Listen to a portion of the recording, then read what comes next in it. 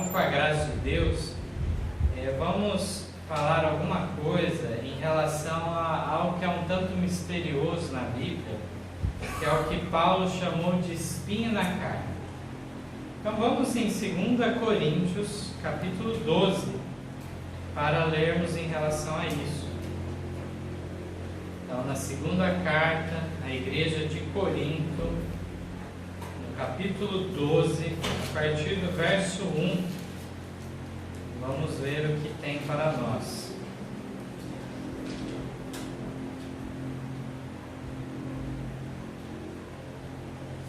Então aqui diz assim, a partir do verso 1: Em verdade que não convém gloriar-me, mas passarei às visões e revelações do Senhor. Conheço um homem em Cristo, que há 14 anos, se no corpo não sei, se fora do corpo não sei, Deus o sabe, foi arrebatado ao terceiro céu. E sei que o tal homem, se no corpo, se fora do corpo não sei, Deus o sabe, foi arrebatado ao paraíso e ouviu palavras inefáveis que ao homem não é lícito falar. Verso 5 agora: De alguém assim me gloriarei eu, mas de mim mesmo não me gloriarei, senão nas minhas fraquezas. Porque se quiser gloriar-me, não serei nécio, porque direi a verdade. Mas deixo isso para que ninguém cuide de mim mais do que em mim vê ou de mim ouve.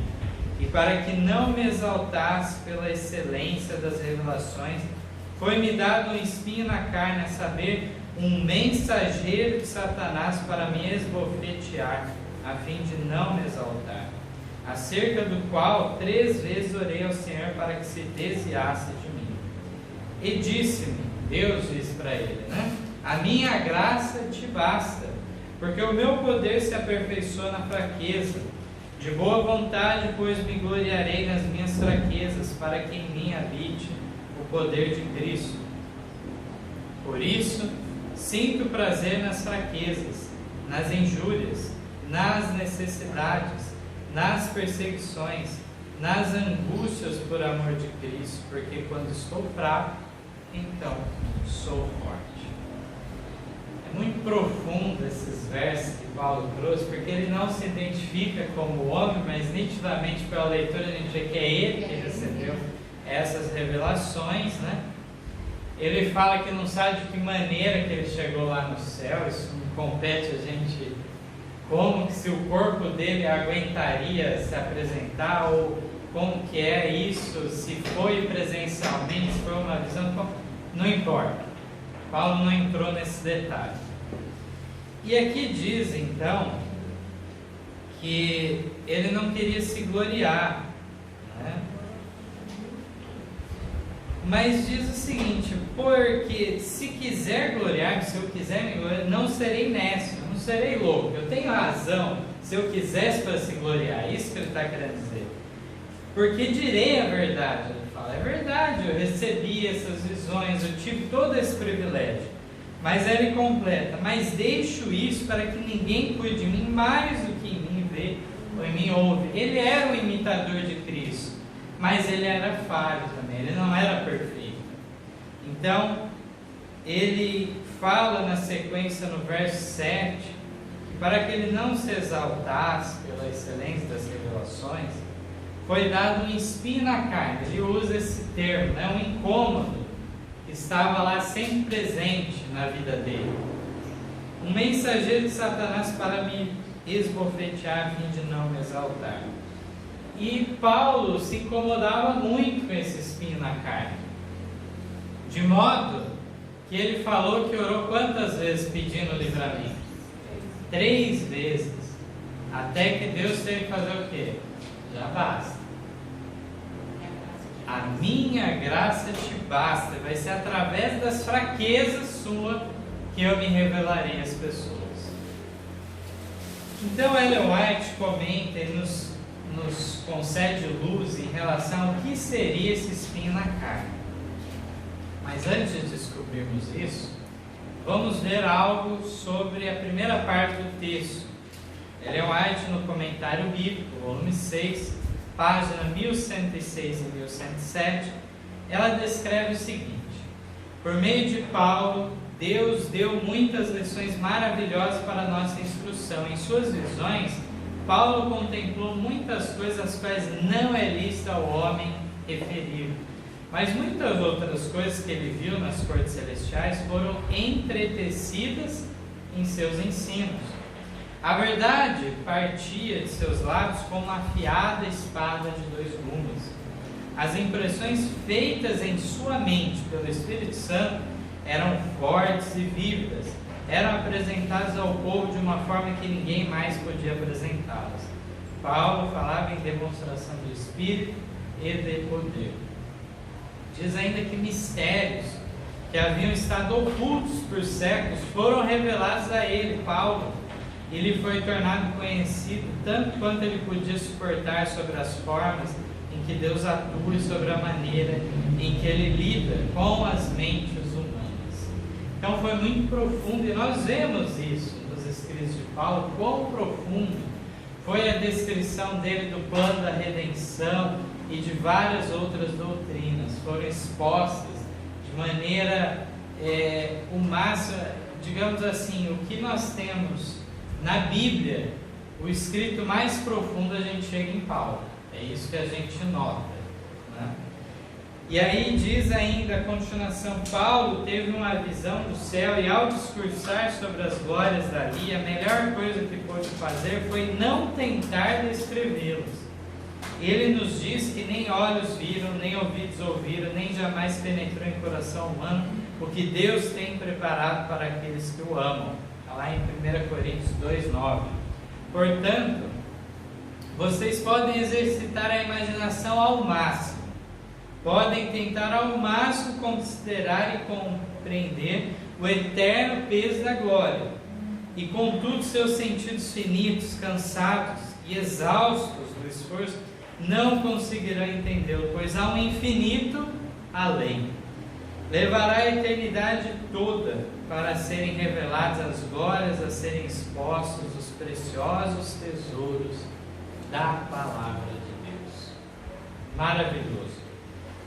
Mas fica a pergunta então a ser respondida: o que é aquilo que Paulo chamou de espinho na carne, um incômodo, uma inconveniência constante, que ele era algo aflitivo para ele, porque ele pediu a Deus que livrasse ele daquilo? Ellen White, no livro Paulo, o Apóstolo da Fé e da Coragem, página 177, declara o seguinte: uma profunda tristeza ainda repousava sobre a mente e o coração de Paulo por causa de suas apreensões concernentes à igreja de Corinto. Ele estava preocupado com aquela igreja. Enquanto se achava em Filipos, ele iniciou sua segunda epístola aos Coríntios, que a gente leu no capítulo 12, aqui um trecho. Por que aqueles irmãos pendiam como um pesado fardo sobre sua alma, ele resolveu escrever aquela segunda carta. A depressão mental que o apóstolo sofria era, porém, causada em grande parte por debilidades corporais que o tornavam muito ansioso quando não estava empenhado em serviço ativo. Mas quando estava trabalhando pela salvação das almas, ele se erguia acima da fraqueza física. Sentia que a enfermidade por ele sofrida era-lhe um terrível impedimento em sua intensa obra, e repetidamente rogava ao Senhor que o aliviasse. Deus não achava conveniente responder às suas orações nesse aspecto, embora desse-lhe certeza de que a graça divina lhe seria suficiente. Então aqui começou a clarear um pouco o que seria nesse texto. Ao falar que ele tinha uma debilidade física, corporal, e isso causava o que? Depressão mental nele, visto que aí isso estorvava ele quando ele não estava no serviço ativo. Por isso que ele ficava ansioso, queria voltar ao trabalho rapidamente, porque aquilo era difícil para ele. E agora, na continuação, voltando ao comentário bíblico, Ellen White explica exatamente o que era. Paulo tinha uma aflição física, sua visão era ruim. Ele achou que por fervorosa oração a dificuldade pudesse ser removida, mas o Senhor tinha seu propósito e disse a Paulo: não me fale mais nesse assunto, a minha graça basta, ela o capacitará a suportar a enfermidade. E aqui no História da Redenção, na página 275, Ellen White ainda declara: Paulo devia levar sempre em seu corpo as marcas da glória de Cristo em seus olhos, que tinham sido cegados pela luz celestial. A luz escama, a consequência. Veja só, né? Curioso. Não foi um milagre então completo, podemos dizer. É justamente para ele lembrar sempre. Isso. Então nós encontramos aqui algo curioso, né? E ainda vamos ler mais um texto aqui da Bíblia que refere-se ao que está na História da Redenção. Está em Gálatas. Gálatas 6, 17. Gálatas 6,17 é uma referência indireta ao que Ellen White declarou aqui. Então, tem alguns indicativos nos escritos dele que não são determinantes, que algumas pessoas usam, mesmo independente da Ellen White, para dizer que seria questão da visão dele. As pessoas observam que numa parte ele fala verde com que letras grandes os escreve. Alguns chegaram a essa conclusão, que tinha alguma coisa a ver com a vista dele, que ele escrevia bem grande. Chamou Timóteo várias vezes para escrever essa. Então tem vários detalhes, né, vamos assim dizer, que algumas pessoas já pegaram e chegaram a essa conclusão. Não é uma conclusão inédita. E aqui a irmã White vem nos confirmar que de fato é isso, o espinho na carne. Então em Gálatas 6,17 também diz assim: desde agora ninguém me inquiete, porque trago no meu corpo as marcas do Senhor Jesus. Então é o que Ellen White falou, ele deveria levar em seu corpo as marcas da glória de Cristo para sempre, que era então o fato dele ter sido cegado pela luz celestial lá no caminho para Damasco, onde ele ia para fazer o quê? Para perseguir os cristãos, e foi impedido pelo próprio Cristo de prosseguir por esse caminho. Foi iluminado então. E aí vemos que ficou alguma sequela, né? Não sabemos ao certo como que era a vista dele, mas de fato isso era uma aflição para ele. Mas a aflição, pelo que nós podemos entender por trás disso tudo, era muito mais do que simplesmente ele não enxergar bem, ele não poder ler com facilidade. Não era isso. E isso remetia ao passado dele. Claro, lembrou do tempo que ele foi lá para. Por isso que o texto justamente referiu à depressão mental, né? Então, quando ele não estava no serviço ativo e ele se deparava com aquela vista, ele ia ler alguma coisa, já a mente voltava ao quê? Ao mal que ele tinha feito no passado aos cristãos. Por isso que ele várias vezes ele fala que eu sou o mínimo dos apóstolos, sou o principal, o maior dos pecadores. Ele se colocava nessa condição. Era muito aflitivo para ele. Deus já tinha perdoado ele. O perdão era completo, irrevogável. Ele permanecendo com Cristo, ele não tinha o que temer. Mas pense numa coisa agora, irmãos. Imagine agora Paulo chegando lá no céu, encontrando alguém que ele matou, alguém que ele perseguiu. O que Paulo representa para essa pessoa que morreu salva, perseguida por ele? O que Paulo representa? Que coisa boa! E onde esteve? Quando eu lá ele encontrar Paulo, puxa, não você. Próprio Estevão. Você estava lá no livro de frente para não contemplar, cara. Então você viu o que aconteceu. Mas a morte de Estevão foi o começo de tudo isso, né? Dele ser levado a Cristo. Então, com certeza tudo isso vinha na mente de Paulo, né?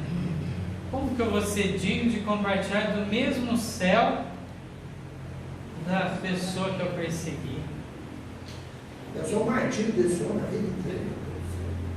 Mas Deus então honrou muito, como nós podemos ver aqui, de modo que ele recebeu revelações especiais do mistério oculto na eternidade. O que é esse mistério oculto na eternidade? É o plano da redenção, que de fato Paulo destrincha de maneira maravilhosa em seus escritos. A justificação pela fé na carta aos Romanos é essencial para Eu nós. acho que ele foi o apóstolo que mais viajou, né? Acho que não foi. E ele, naquela época, né, ele viajou muitos lugares, passou por muitas dificuldades. Se eu lá te compara ele com aquele homem que era do pai lá, que era do terra séria. Se eu lá te compara Paulo e ele foi. José Wolff. Foi muito. Então, Paulo, de fato, no final das contas, a gente vê, né, que ele falava que ele subjugava para que ele mesmo, no final, não viesse a ser reprovado. Mas no final ele morreu lá em Roma, né, decapitado. Mas não tirando mérito, dando mérito a ele de maneira alguma. Não. Mas você vê que até atrás, antes da visão, ele também já tinha boa procedência, porque o professor dele, quem era, fazia o quê? Defendia ele, falava o que para ele? Paulo. Sempre falava em Paulo. E ele, às vezes, pelo que ele trabalhava, né? Entendeu? Pela pessoa que ele era, no trabalho dele, ele agia errado. Mas às vezes ele também tinha a espada para o lado bom. Tanto é que o professor dele falava, né, com Paulo. Nós não temos muitas informações de Gamaliel, né, que foi o professor de Paulo, mas parece que ele era um bom professor e deu um sábio conselho ao Sinédrio, porque o Sinédrio queria perseguir os cristãos e Gamaliel foi contra. Ele falou que deveria ser feito de que maneira? Deixar, se for de Deus, vai prosperar mesmo que vocês perseguirem. Se não for de Deus, isso vai acabar assim como levantou outro e outro. Ele deu vários exemplos. Homem sábio. Né? Usou de sabedoria de Deus. Ó, se não for de Deus, vai minguar. Agora, se for de Deus, vocês podem matar todo mundo que vai brotar. Não vai adiantar. Gamaliel foi o meu professor de Paulo, foi do outro também que andava com ele lá, o outro lá, amigo dele lá, né? Timóteo. Tanto os dois eram juntos, foram estudados da mesma forma. Mas acontece o seguinte, que no caso do professor, tipo assim, passava a mão na cabeça de Paulo, por que ele não passava a mão na cabeça do outro?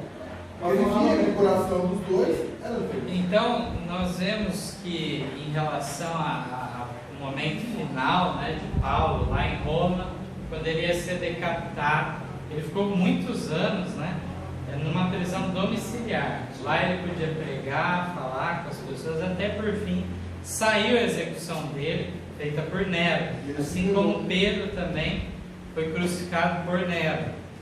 E nós vemos então que ele morreu com esperança, de fato. Ele falou que combateu o bom combate, a coroa dele já estava reservada, né? E ele instou a todos seguirem nessa carreira. E ele não fugiu, né? Ele foi até o final e ele mesmo se entregou, né? Ele deu uma camarada, não veio matar por trás, não, para vir pela frente. Ele pode não para a cruz, então nós vemos que de fato Paulo, ao mesmo tempo que ele falou que era o principal dos pecadores, né, o maior deles, era o menor dos apóstolos, eles colocavam. Ao mesmo tempo que ele falou tudo isso, ele falou também: sede meus imitadores, assim como sou de Cristo. Seja o exemplo.